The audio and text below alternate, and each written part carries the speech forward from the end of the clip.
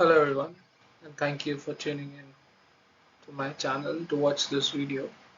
This is a series of lectures or presentations that will contain on building a flight controller PCB from scratch, trying to understand various components that go into a model airplane and how do they influence the flight controller's design and how modular can we make the flight controller. So fundamentally the architecture of the flight controller is pretty very important, and that will make most of the airplane's control flexible, or what all features do you want to add into the model airplane. So every model airplane enthusiast know that there are very few available flight controllers in the market, and we're just trying to build another one but with slightly different features that are uh, they might make the entire system stand out. So and you're free to subscribe to my channel and also try to drop in a like or something, or even comment down on what you want to see and what you want me to add further in the videos, so that will help me a lot. So diving in now. So give an overview. I started my journey of model airplanes uh, through flight tests, thanks to them. And typically, a model airplane has a couple of actuators, which are called aerodynamic actuators. And um, there are very few of them that we can actually actuate. The sensors can be many, but right now we have a rudder, aileron, elevator, and BLDC motor that turn the propeller. So these are the only actuators that we have in hand. There are two ailerons, one on each side of the wing and on each side of the fuselage, and there are two elevators behind too that can probably give a differential also. Anyways, these are the actuators that we have in hand, and I would like to push towards uh, understanding the requirements of a flight controller that will provide the actuators the required signals, the required power, and we'll be able to operate the airplane in a level flight.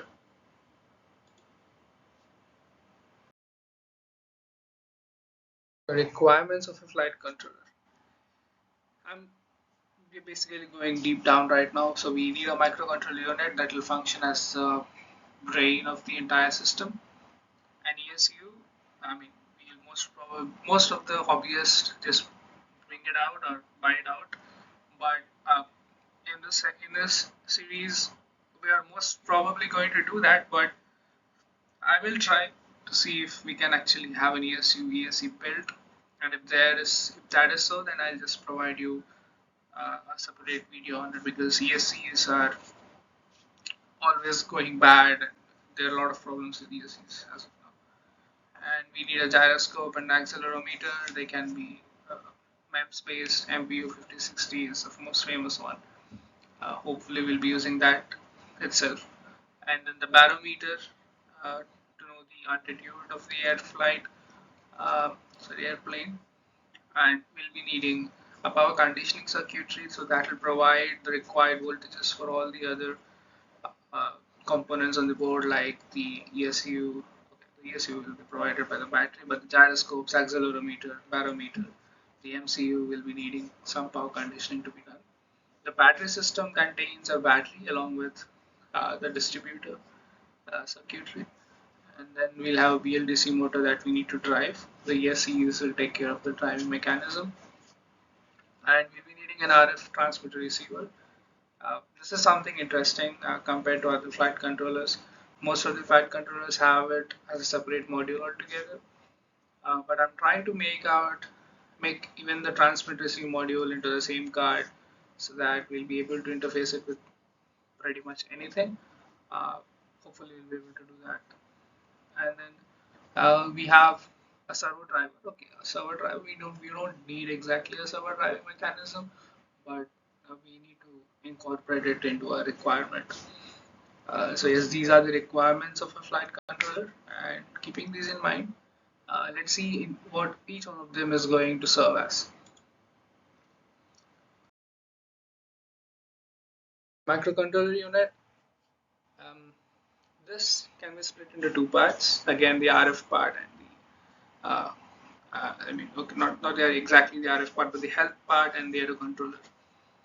This is also a bit different from the typical controllers that we have in the market right now. Most of them have a single control unit, but here I'm trying to split them out into two. One is going to take care of telemetry and data handling because we can integrate more instruments into the microcontroller then because that will provide us flexibility.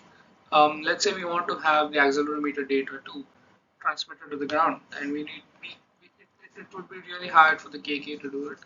So we'll be trying to use separate MCU to actually do it, and an RF TXRX system that will take care of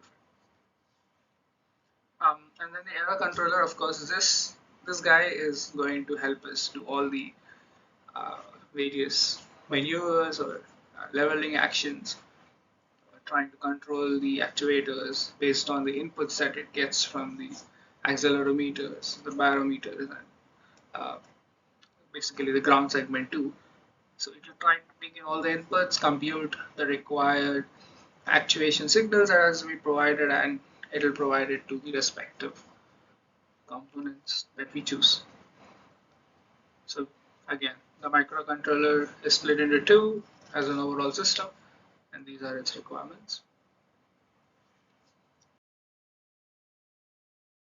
The ESU, okay, this is a typical ESU that you see on the right hand side. So the flight controller, we give it to a controller on board the ESU, and that will drive a couple of couple of MOSFETs that is driven by a gate driver again.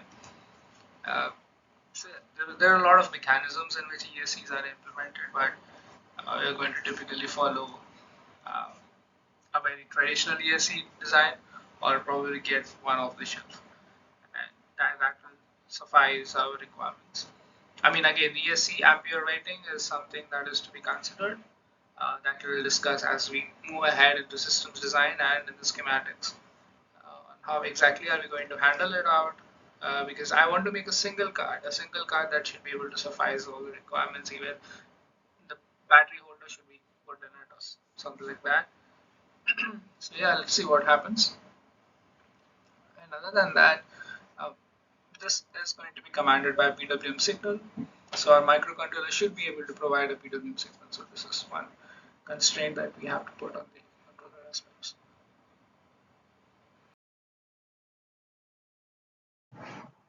So the sensors on board, I personally feel the gyroscopes and accelerometers are the most important components, and nowadays we have a very good set of MEMS based systems. On the right hand side, the animation shows how exactly a MEMS based system works, and MPU 5060 has a very similar system on board. It's a very cheap sensor, which is probably like 50 cents or 100 cents, and that would be more than uh, like we can have a good quantity of them procured and for production level actions in use. But again, so what you see on the left hand side is that MPU 5060, and the middle portion shows you what are the movable parts and what are the movable parts. So basically, all these are microstructures that are actually moving, and the fingers that move are capacitive sensors. We try to tap out the capacitance of each of them and try to derive how exactly is the moment of the mass. And again, these are needed to know our position in the free space. And it is most often relative to a position at a particular instance. So hopefully we'll be able to derive our position by integrating each of these values out from the accelerometers and gyroscopes. But there will be quantization error, and in order to minimize that, we generally try to use reference points on the ground. But again, that will come at a later stage. As of now, let us just go ahead and build a FC This is a flight controller with a 6-axis gyroscope and accelerometer.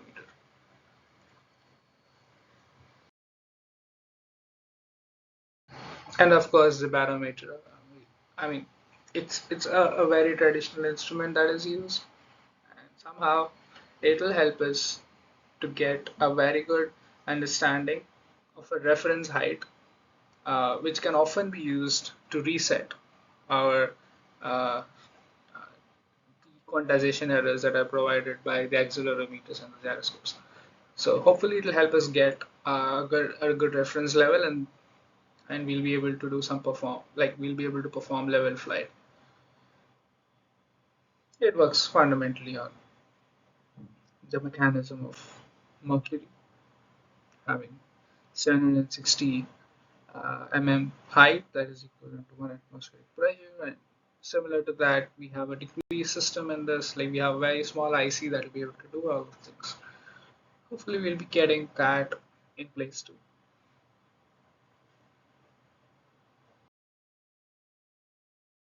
And of course we'll need the power conditioning circuitry, so all the sensors and the microcontrollers mentioned before will be needing a power supply that has to be derived from the battery. So it wouldn't be straightforward. The ESC can provide it, or the battery can provide it, and the architecture like we are going to follow is mostly through the ESC. We'll be getting the voltage from there, 5 volt from the ESC, and then that will also be driving the servo systems that are present pretty far back and pretty much forward in the airplane. Like we have two on the ailerons, two in the rudder. Sorry, yeah, one in the rudder and one on the elevator. So four actuations in total, and we'll be able to do the servo actuations from there. And the BLDC is controlled by the AC itself. For all of those, we'll be needing some power. We'll be using a buck converter as of now, but proper regulating system has to be put in place. And the required system, of course, we'll be using a lithium ion or lithium polymer battery, but lithium ion seems to be a better idea because polymers are, I'm not sure, but I think they're heavy or something like that. But lithium ion batteries fare well in most of the things in price also. So hopefully we'll be using a lithium ion battery to build our system. And of course, our great BLDC. It's something that we really, really need. And we generally use the inrunner because we need higher top speed. We will be rotating at a couple of thousands of RPMs, and we'll be rotating a propeller that is probably 6 inch in diameter, and that will be more than enough to pump out enough thrust for the entire model airplane, provided the lift of the wing. So those calculations will be done uh, uh, based on a lot of parameters. But what we are building here is a flight controller, and we will have to be a bit modular because we cannot build a flight controller for every kind of airplane. So we'll be probably using a single type of flight controller and replicating it on many airplanes. So yeah, the BLDC motor stuff has to be taken care by choosing a proper ESC, and only the control signals can be changed through uh, the microcontroller unit. So yeah, we'll be using a inverter because the delta is providing high top speed.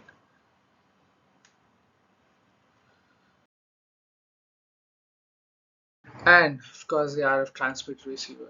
This will be a nice thing to do because it stands out for most of the systems. Again, other than RD Pilot, I don't remember. Oh no, even the RD Pilot has a separate system that actually has a remote controller. And I think the, implementing this in flight controller itself will provide us good knowledge about the RF systems too. It'll be very cool to understand them.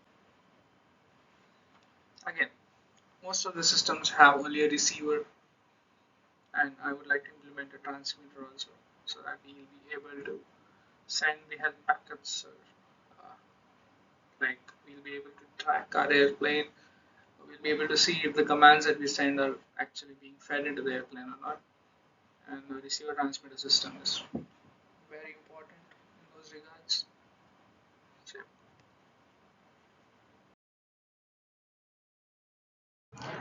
yes, again, this is a very simple plastic servo that you're seeing on the left hand side. There is a DC motor, a control unit, and a potentiometer. Fundamentally, we can control the potentiometer's values and just have a good. I mean, we'll just be able to rotate with a very high torque, uh, provided we have a good potentiometric value on that. Anyways, but we'll be able to have a proper angular control with the servo. Hopefully, we'll be devising a control mechanism that will provide us a very good angular motion. The interesting part. Um, there are many optional features that we can add, and uh, the most interesting parts would be to have uh, auto return to home, I mean the LOS, and intelligent landing gear function. But as of now, in the flight controller, we cannot implement that, but it would be very interesting. Intelligent orientation control, that is our goal. Like we need to have a proper orientation or a level flight that will uh, enhance the flying conditions. And like say we want to do formations of a couple of flights, it will be very helpful in doing that. Um, and then we have redundant accelerometers and gyroscopes, very important stuff. They provide very good references. Hopefully we can do that. Motor rotator fail protection. Um, hard, hard case electronics, but let's try. FPV video camera and transmission system. The transmitter might be able to do it, but we need to figure out how to exactly match the bandwidths, because if you want a very high definition video streaming, it's not exactly possible through having a simple transmitter module. So again, the signal to the motor ESC on thrust and direction. Yes, so having a reverse control is something that will be pretty cool. Um, Although I'm not sure how exactly we'll be using it, but it would be really awesome if you can have the flight controller do a reverse thrust mechanism and hopefully get ourselves slowed down to a particular landing point if you're interested in it. And back down mode and cruise control feature, points of interest, flight mode. So these again come into our design constraints for flight controller. We're talking big things, but each of them has to be solved in a particular lecture. Mathematical derivations and theoretical analysis will be done,